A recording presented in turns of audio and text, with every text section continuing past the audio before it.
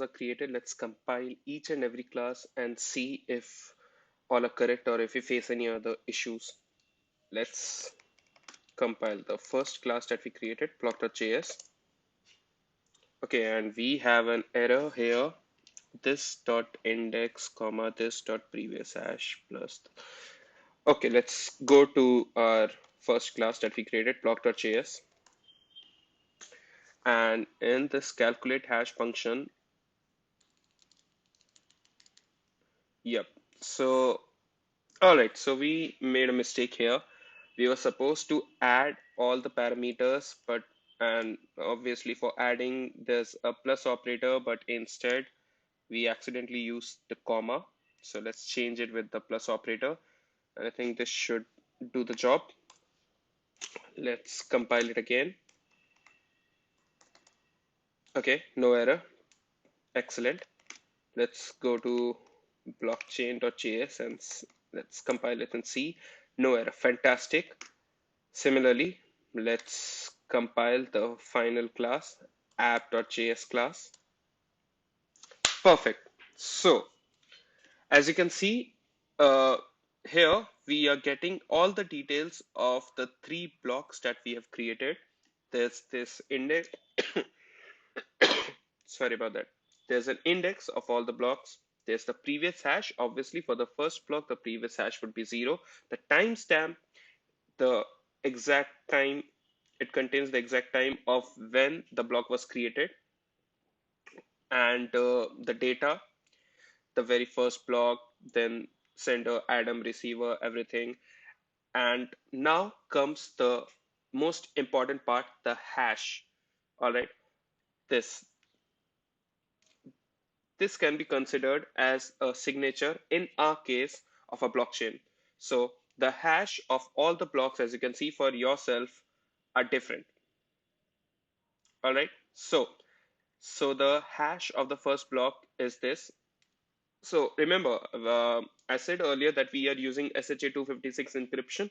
This is what I meant by SHA-256 encryption. There's 2 to the power 256 combination of alphanumeric characters. So this is a pretty safe and pretty hard to code to crack encryption. So you can be rest assured when you're using SHA-256 encryption for small scale blockchains like ours. So the hash of the first block, which contained the, as you remember, the string to hash string, which contained the index, the previous hash, the timestamp data, everything combined. Uh, we collected, added all of this data, and then created a hash of that entire data. So this is the hash of this entire data that we combined. Now, in index one, the previous hash is obviously similar to the hash of the previous block. So remember, now I'm going about how about the security of the blocks.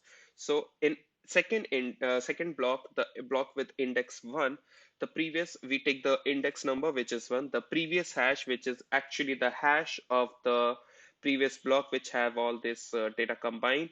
Then we take this hash, we take the timestamp, we take the data, and then we create an hash of this entire data again, calling the block class, the very first class that we created.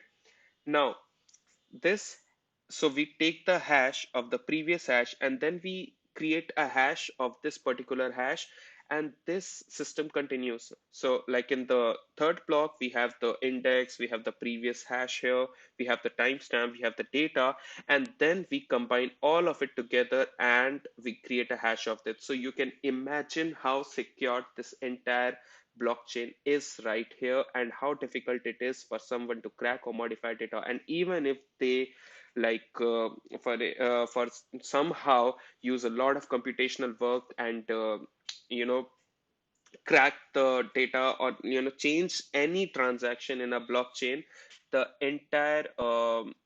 entire hash of all the blocks will be corrupted. As a matter of fact, let me show you how it's done. So let's say I so remember this example. So here everyone has this blockchain with them: Adam, Eve, Rahul, and Priya. So each one of them has the blockchain. All right. Now Adam somehow decides that, okay, let me make a small change in the blockchain and let me change the transaction where I send one Kzilla coin instead of 10. So Adam doesn't want to pay 10 Kzilla coins to Eve, and he makes a change in a blockchain and he changes to just one Kzilla coin and he saves it. Now, when we try to run our blockchain again, as you can see, previous so you remember we made the change in the second block, all right, where here previously the data was sender Adam, receiver Eve, amount 10 Kzilla coins. Now Adam changed his blockchain to represent sender Adam, receiver Eve, amount 1 Kzilla coins. Now as you can see for yourself, the hash code of this block is changed. Previously, the hash code was something like this, 7AC6E and something like that. Now the hash code is 1171TA7B. So the hash code of that particular block has been changed. But the best part about is that the hash code of the all the blocks are changed here. So it's not just the particular block where the change in transaction was made, it's every block where the change in hash code is reflected too. So even if you compare the 0th block or the Genesis block, where the hash code is 2D108, something like this, it changed to B6TD. And similarly, even for the block after the block in which the change was made, the hash is changed there as well. So here the hash is 2F4A, something like this. And yeah, as you can see, totally different hash code. So the change was made in block one in a particular transaction, not even the entire ledger, just one transaction, and the hash code or the the hash code or the digital signature of that particular block changed, but it also resulted in a change in of the hash code of the previous as well as the next block. And this all the blocks, the digital signature of all the blocks will be changed no matter how many blocks are involved in your blockchain. That's the beauty of blockchain here.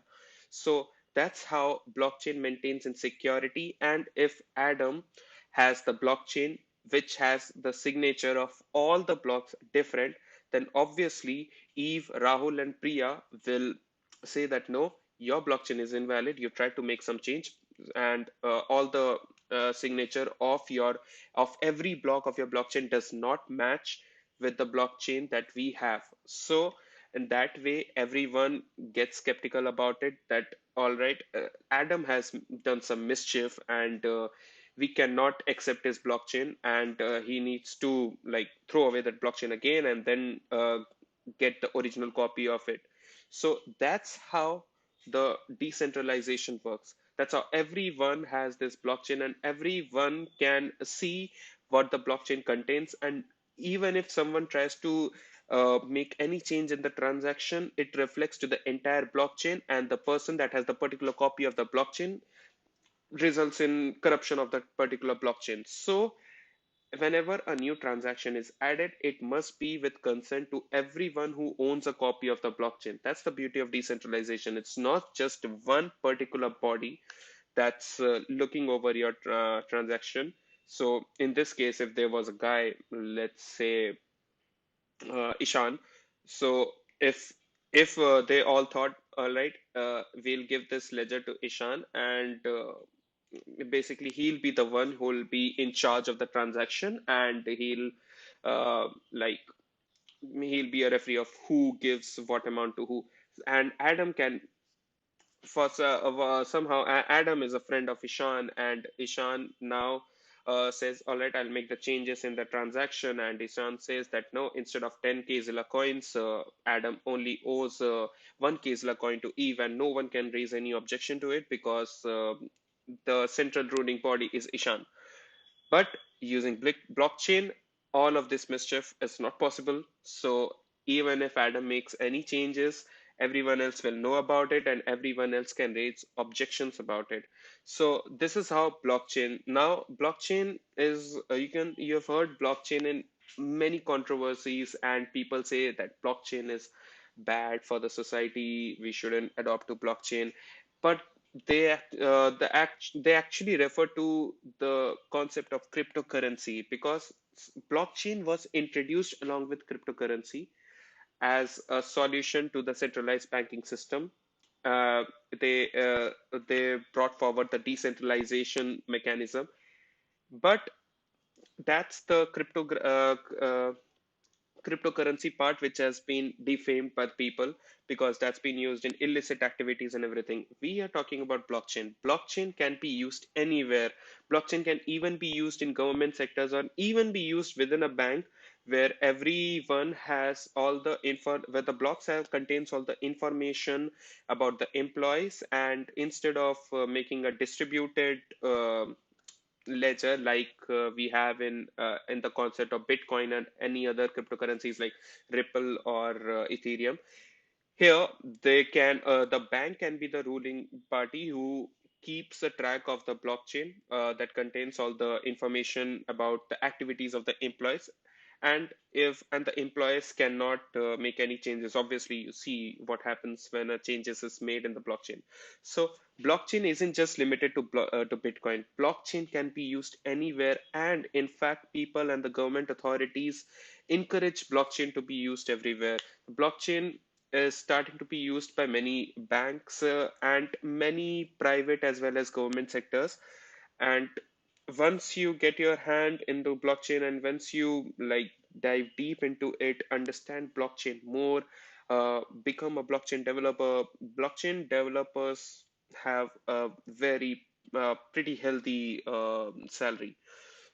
So this was the basic introduction of what a blockchain is and how to create a blockchain. And basically, this video shows you the introduction of blockchain along with the working of the blockchain. So I'm sure after looking at exactly what a blockchain works, like how a blockchain works, you get a much deeper understanding of blockchain is, and you basically all the doubts that were inside your head related to blockchain have been cleared.